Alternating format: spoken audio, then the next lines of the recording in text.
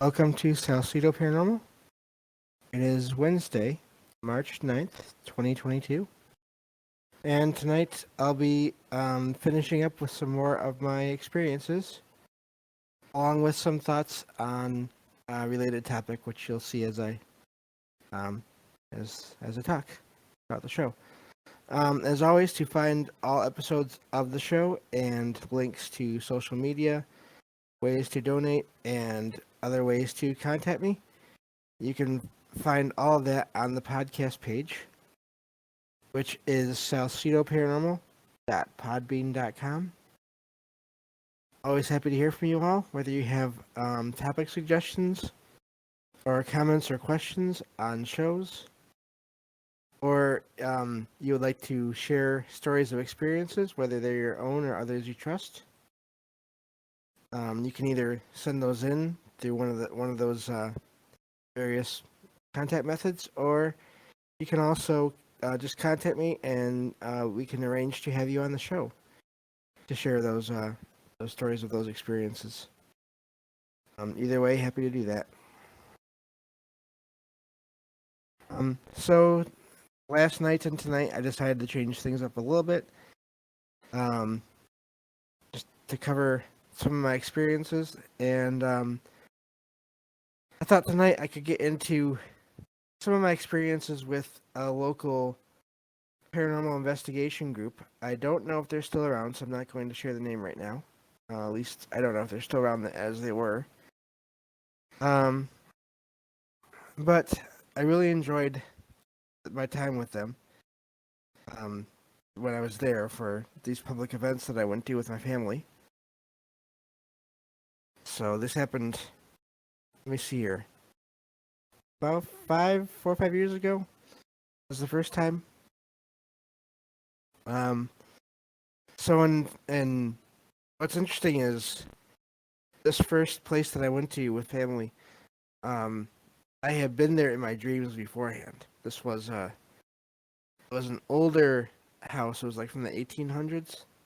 I think maybe late 1800s or early 1900s, at the latest. And it was an octagon shaped house.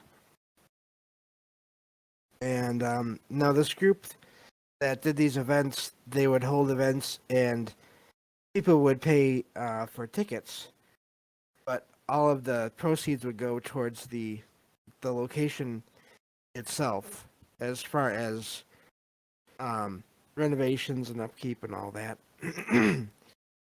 And so that's one thing I liked about these events that we went to.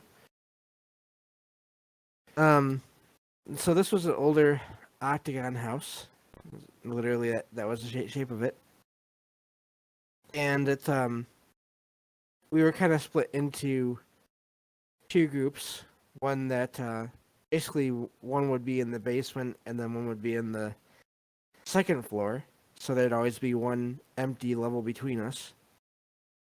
Now, when we got in there and walked down to the basement, I recognized the room right away that we walked into. In my dreams, it had just been empty, concrete floor and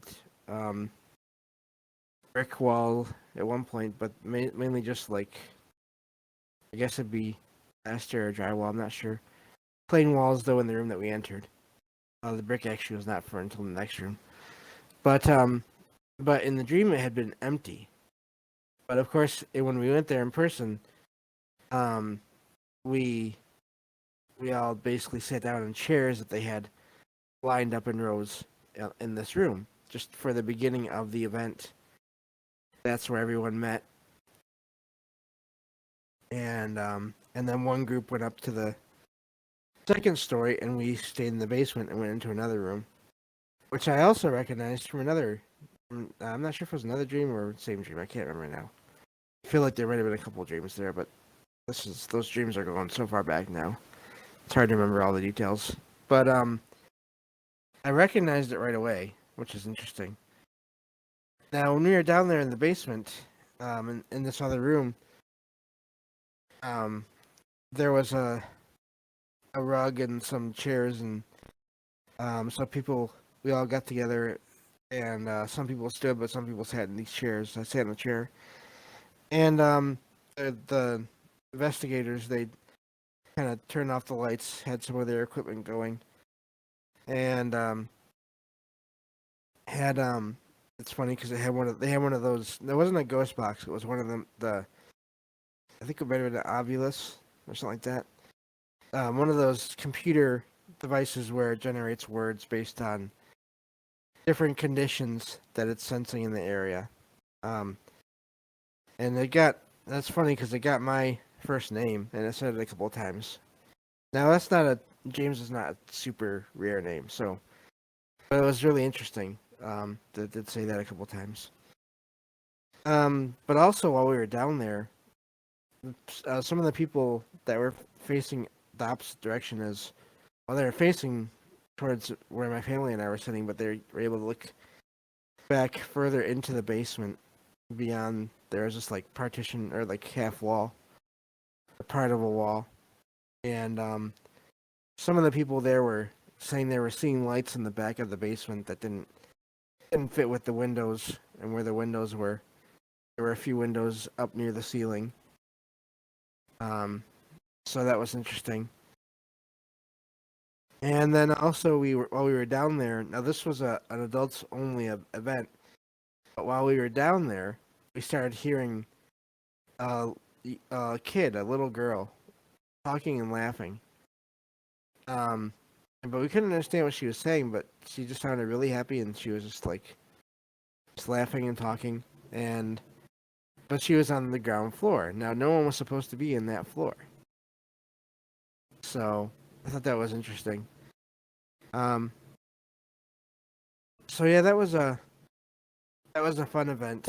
We went up to the second floor, and some people had some activity with flashlights, asking questions and having flashlights turn on and off.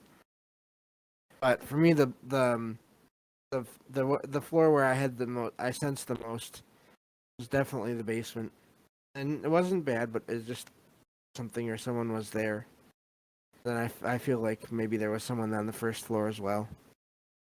Um, so that was fun. It was really funny because I had found out about this event and I wanted to go there. And at first, I was just going to have someone from my family, give me a ride there because I'm legally blind, so I don't drive. But then people in the family wanted to go as well, so that made it that made it fun as well.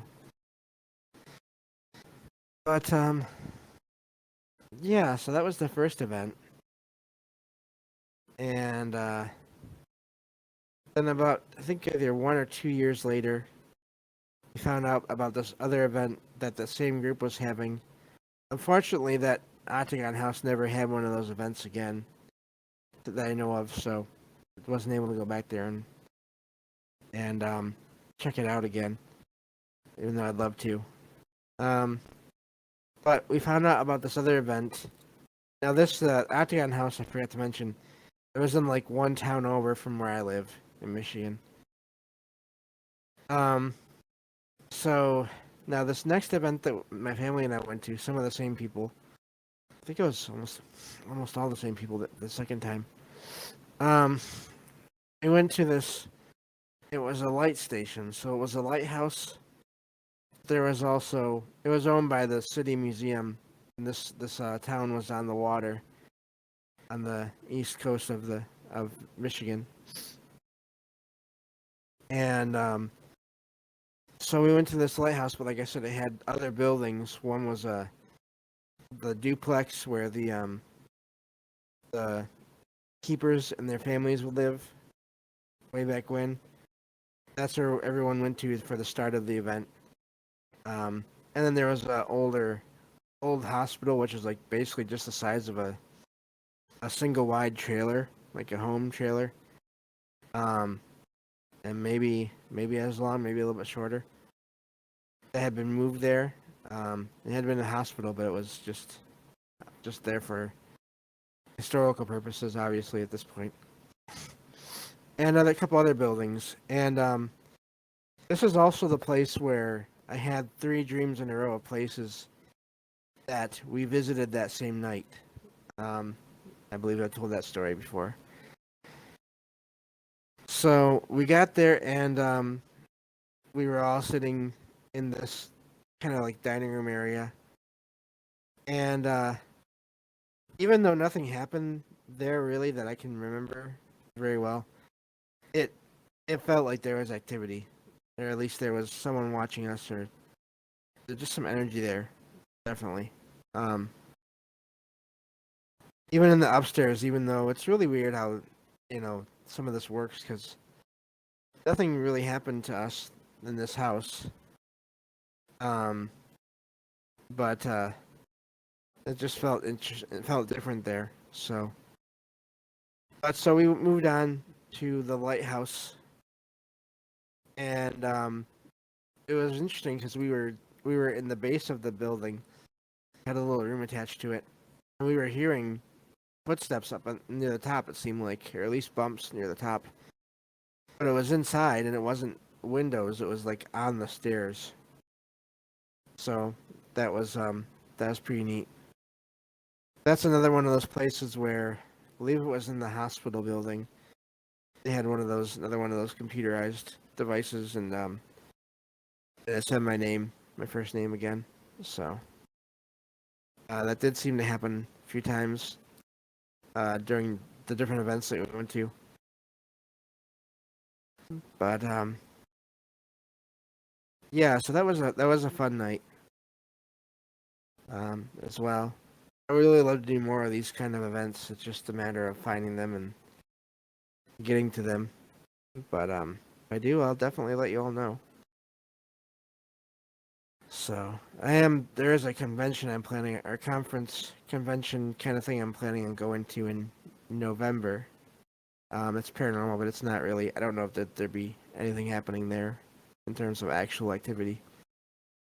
But I'll let you all know when that gets a little bit closer, and that way, if anyone does want to head out there, I can maybe meet you there. But yeah, so those were the first two events. We did go back to that same lighthouse a second time a few years later, but there was one other event we went to in between. It was at a historical village in another town, a few towns over, I believe. And there again, we had just that sense of someone being there. A lot of it was just a sense, and I mean, I don't blame anyone, any consciousness or whatever, any beings for not wanting to interact necessarily all the time. Um, After I get done telling these stories, I'm gonna kind of go into my thoughts on paranormal investigations and maybe a little bit on TV shows and all that kind of stuff. Just because I'm gonna need to fill out this time with something here, so I thought it'd be relevant. Um, and again, just that, like I said, that feeling.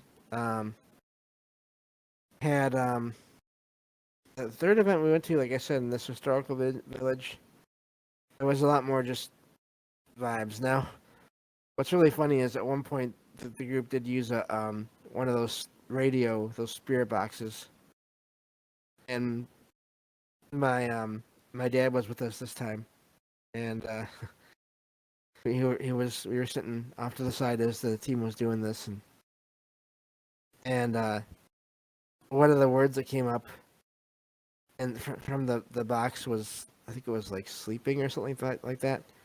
And my dad, who had worked all day before this event that night, he kind of had been dozing off a little bit. He says he wasn't, but my stepmom and I kind of both felt like he was. So that was kind of ironic in a way, even if it was just a, you know, what they call a coincidence. It was still kind of funny that maybe someone that was there was kind of saying, hey, "Look over there, that guy's sleeping." So that's pretty funny to me. But so then we went back to the lighthouse again. That was the last event that we've been to. Um, that was a few years ago now. All this happened within the space of a few years. Basically once a year we'd go when we could. The second time we went to the lighthouse, there wasn't a lot that happened in terms of directly with sounds. But what is interesting is that the last place we went to, which was that hospital, there was um, one of the investigators there was using dowsing rods. Now, um, these are two, and I've never really seen them up in person, and I probably should have looked into this more. Um, but they're basically two metal, in some cases, metal rods with bases that you can hold, and then the energy of different energies will basically um, move them, and that would give you answers to questions in some cases. And it was really interesting because before this event, before this happened that night, the the leader of this group, when we were in another building, was talking about how there was this one spirit that had been showing up in their equipment over the last couple of years since we'd been there, of this younger boy who unfortunately um, went by the water and jumped in, dark part here, and he would come back basically and just to say hi to these people that were there investigating. And so this leader of this team told us about this, this sad story, tragic story. Now, so we went from there to this hospital, and like I said, one of the investigators had dowsing rods, and my cat was moving around, so I was just checking on that. But basically, the investigators started asking questions, and they apparently also knew of the spirit that had been there, and they asked if it was him, and the rods said yes, basically, by moving. And through this kind of series of questions, it came about that the spirit of this boy wanted me to write down his story about what he had done and that he was sorry for that he had done it and everything, and to just basically put out his story out there. And this was over a course of several responses to these dowsing rods. Now, what was interesting is, so I couldn't really see them moving. So, and it was almost like the spirit, whoever it was, if it was this boy, knew that I couldn't see them, and so it was having my older sister help with asking the questions and saying the responses to the questions in a way. And it was almost like maybe this boy's spirit, this young boy's spirit. Well, I don't know if he was one. It wasn't a little boy. I think he was like a teenager around that age. It was almost like he somehow knew that I couldn't really see the rods moving, so he wanted to have someone else there that could kind of confirm that they were. And so I ended up writing a little article that I posted on Facebook back when I was doing weekly or every other week, whatever I was doing for a while there, articles on the paranormal on my Facebook page.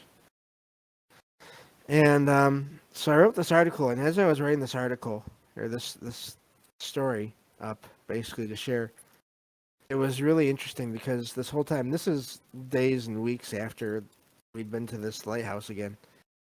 And well, it seemed like the whole time, every so often, and then while I was working on this article, I kept on getting this image in my mind of a hallway, like from a house, and there being a door at the end of this hallway. It was like white or bright colored walls and doors and like a wooden floor.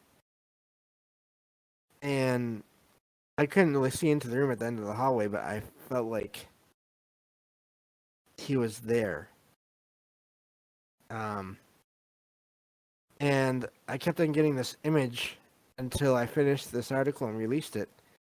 And then not long after that, I finally got this one other image of there being this light in this room that I could only just see through the doorway. and then another time, not long after that, of the door being closed. And it was just really odd. I don't know if part of it was my own mind making up this kind of a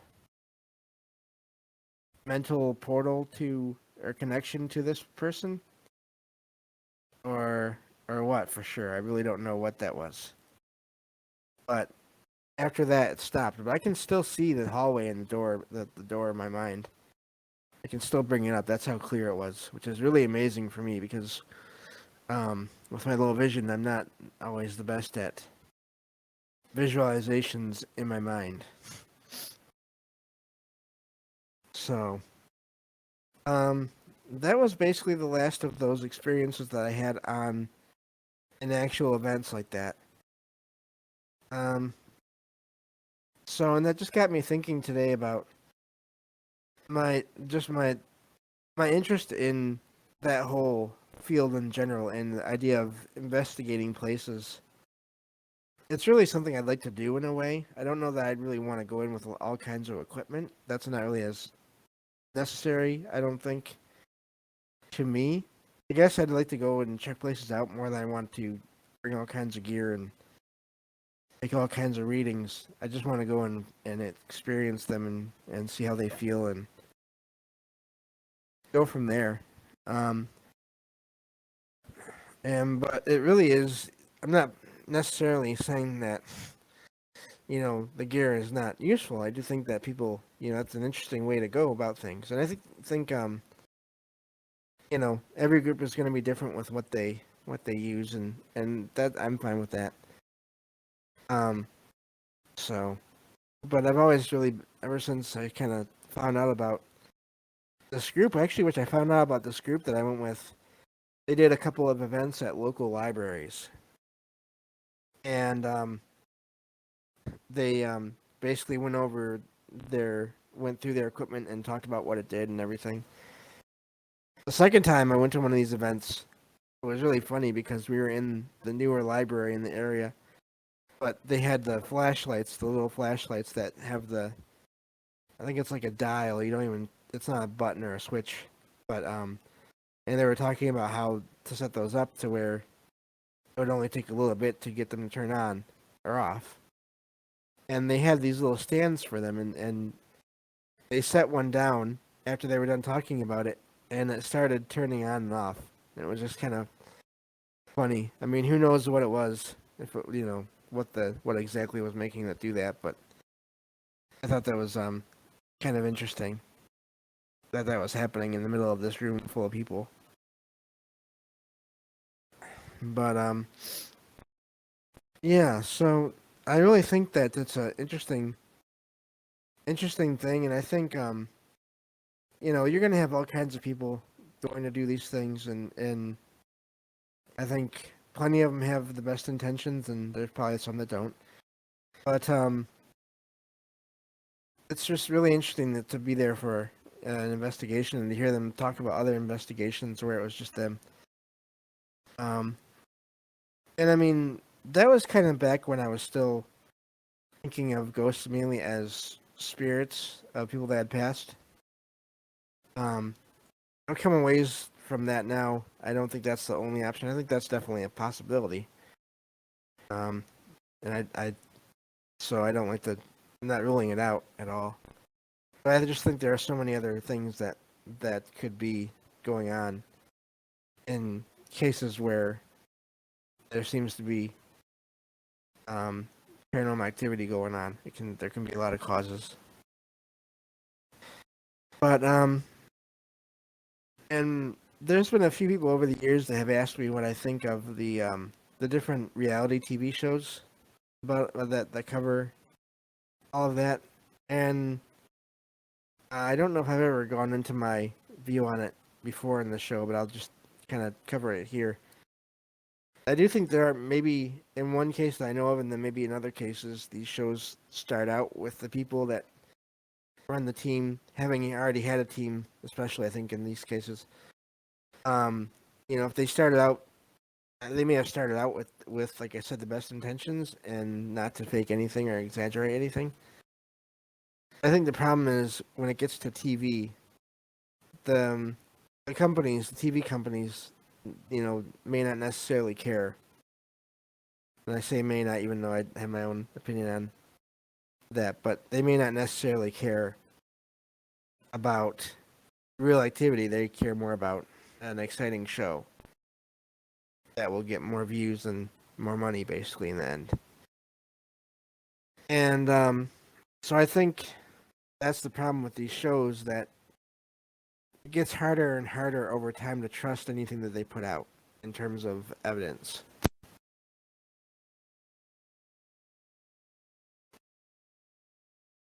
So that's my only problem. I don't have any problem with them in the sense of an entertainment value, in a way. Just so people know, and I'm sure a lot of you that listen to this show and other shows like this are aware of this. So I'm not really. I'm talking, I guess, more to people that are just looking into this, maybe for the first time or just beginning to look into it. I would just say that these reality shows, which is really funny, that the whole idea of a reality show, when it's kind of been proven, I think, at this point, in a lot of cases, that it's not actual reality. It's cut and edited and moved around to make a show. So, but I just think, just keep in mind these shows and the events that you see in these shows. That they could be exaggerated or misidentified, or any number of things. And I'm kind of being vague here because I don't want to get into the whole blame cycle or name anyone. Because really, my feelings on this go across, all shows and any that have been out, and all that have gone before and all that come after. This is, you know, I will say I think that in some cases, um, the more the shows like the I guess you could say like independently run shows where it's just people, the team itself doing the recording of the investigation and putting it out like on a you know different video platforms. I kind of lean more towards them maybe being more genuine. But I would still look at those mainly as entertainment just to be safe. And but I do think you can kind of tell um based on people's reactions, and there are people that look at these shows that have seen, from what I've heard, seen other people on the shows like literally faking things to where it's not obvious unless you're really looking close. Um, so that's basically my view on that. But like I said, I'm not against the process of the investigation itself. And it does seem like every group has their own way, which I really think is interesting. Um, so yeah. And hello everyone in chat. I see you all there. Thank you for being here. But yeah, so that's kind of my thought on these the whole field in general, and then the the whole entertainment aspect of it all. So um I would still, at some day, I'd love to be part of a team like that or a group like that that goes and does these things, checks out these places. Um, but maybe someday. But yeah, that's basically it. I'm just trying to think of other. It is interesting how you go some places and like there's just one alley in the town where I live that always feels really old when I walk through. Even doesn't matter. It doesn't have to be at night. I'm not walking around these places at night. Usually in town, but um, there's the energy changes in this one alley, and I think it must be. I'm guessing, and I don't know how to look into this, but I'm guessing it must be one of the original alleys in the town or something like that, because it just feels different when you walk in there. And then once you're out, and little ways beyond it, it's fine, and it's not even bad. But I've noticed that in a couple places around my area where there's just a different feeling in spots. And so yeah, I think that'll basically cover it. I know this was a little bit of a shorter show, but um, I hadn't planned on doing these two shows yesterday and today the way that I did them before, so I kind of just had to improvise a little bit. But anyway, thank you all for being here. Tomorrow night I'll be doing tomorrow night I'll be doing another book review. I'll be getting back into H.P. Lovecraft, The Complete Fiction, and covering at least one, probably a couple stories from that. So that's the plan for tomorrow night, and then Friday. The next few Fridays, I'll be doing a series on mountains and the paranormal. And it does look like I will have a guest on for some of these shows, starting from now on, whenever they can make it. So that will be a lot of fun too. So, thank you all for being here. And I'll talk to y'all next time on Salcedo Paranormal. Have a good night.